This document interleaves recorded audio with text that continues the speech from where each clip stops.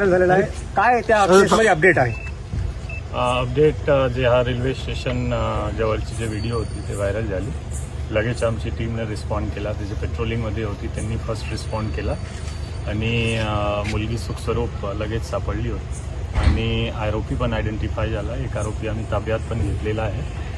मुलगीची फिर्याद घेऊन गुन्हे दाखल करण्याची प्रक्रिया चालू आहे आणि यामध्ये कायदेशीर आम्ही स्ट्रॉंग कारवाई करणार. सर, त्यांचा हेतू काय होता? का त्यांनी अपहरण केलं त्यापूर्वी? काय आहे, पार्श्वभूमी असं आहे की त्यांची दोन्हीची जुनी ओळख आहे आणि हा मुलगी असा दिसतो प्रथम दृष्ट्या की ते रेल्वे स्टेशनवरच जवळपास 6 महिन्यापासून तिथेच झोपतो आणि तिथेच राहतो. त्यांची बेगिंग वगैरे करून भीक मागून ते उदरनिर्वाह करतो आणि त्यांची जुनी ओळख आहे दोन्हीची. दोन्ही भेटलेला आहे अगोदर आणि आज पण भेटण्यासाठी आला होता.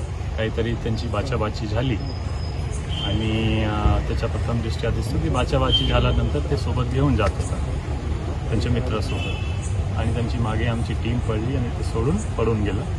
एक आरोपी आम्ही ताब्यात घेतलेला आहे, दुसरा पण आयडेंटिफाय आहे आणि यांच्यावर गुन्हे दाखल करून आपण कायदेशीर कारवाई. त्या मुलीवर अत्याचार वगैरे झालेले आहेत का सर? काय काय? नाही, ते लगेच सापडली मुलगी आणि दोन्हीची जुनी ओळख आहे आणि लगेच सापडली. सर, सातत्याने नांदेडमध्ये अशी व्हिडिओ वय 19 वर्ष आहे आणि जे एक आरोपी ताब्यात आहे त्यांची जवळपास 21 असा वय आहे. त्यामध्ये मायनर दोन्हीमध्ये कोणी नाही, दोन्ही मेजर आहे.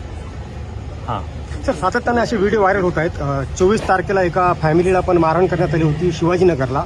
त्या प्रकरणामध्ये गुन्हा दाखल आहे पण आरोपी अटक नाहीत. सातत्याने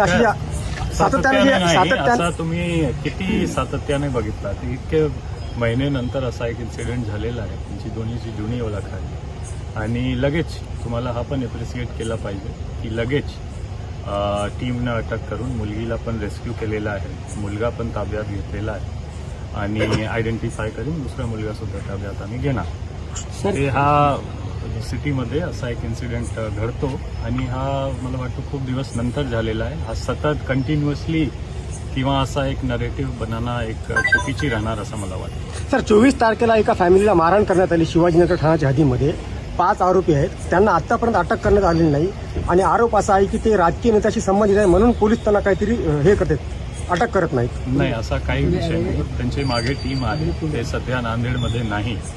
त्यांचे मागे आमची टीम दुसरे राज्यामध्ये सुद्धा होऊन आलेला आहे आणि राजकीय विषय असा काही त्यामध्ये मी अश्योर करू शकतो की नांदेड